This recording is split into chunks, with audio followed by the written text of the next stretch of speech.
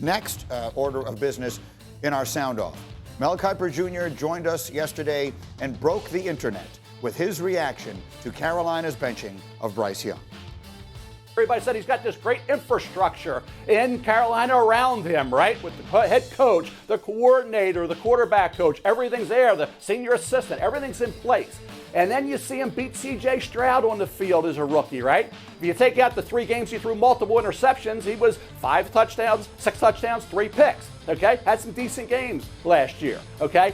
But then you go into this year, you change everything because C.J. Stroud's doing so well in Houston. We got to destroy this thing. We got to blow it up and start over because, C.J. Stroud's doing so great in Houston. These coaches aren't getting it done. So we bring in an offensive coach who was with Baker and others, right? Bring in a new pass game coordinator, new quarterback coach for Bryce Young. Bryce Young played 1 series of a final preseason game against the nobodies on defense for the Buffalo Bills. Does that make sense to you when in 2 games in, we're saying he can't play? Yes, his confidence was shattered, right? Yes, he does need to sit behind Andy Dalton for a little bit. But to blame this on Bryce Young is ridiculous. This is the blame here goes to the organization, the owner, for mishandling this young quarterback.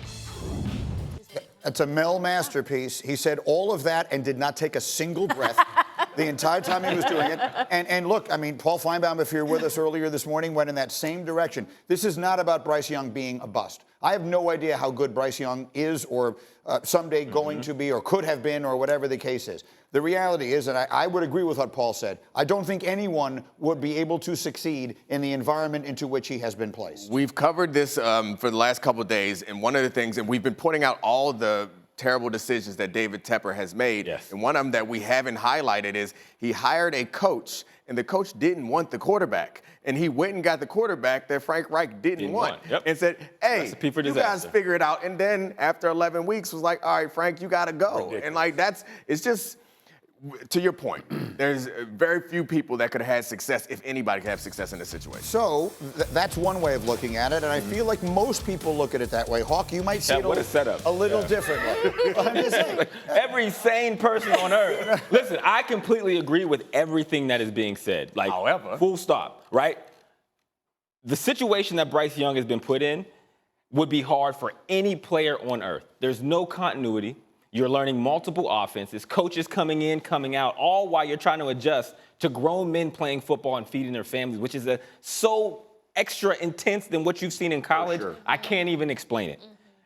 If I'm in Bryce Young's circle and I can get him in a closed room environment and he's someone that I know and I am one of his mentors, I look him in the face and I say, look, I don't know what success looks like here in Carolina. There haven't been very many quarterbacks over the past few years who have had success. Yeah. But your responsibility as an NFL player is to show people some above average quality that makes you who you are. I don't care if that's accuracy. I don't care if that's processing. I don't care if that's protecting the football. I don't care if that is getting to the line of scrimmage and making sure there's an operation. You have a responsibility as an NFL player to show something elite. You're not the biggest. You're not the heaviest. So you're going to have even more eyeballs on you to make somebody say, well, there's this one thing. The team might not be great. They might not be able to get first downs. They might not be able to stop a runny nose. But Bryce Young can do this one thing better than everybody else. I'm only 5'7".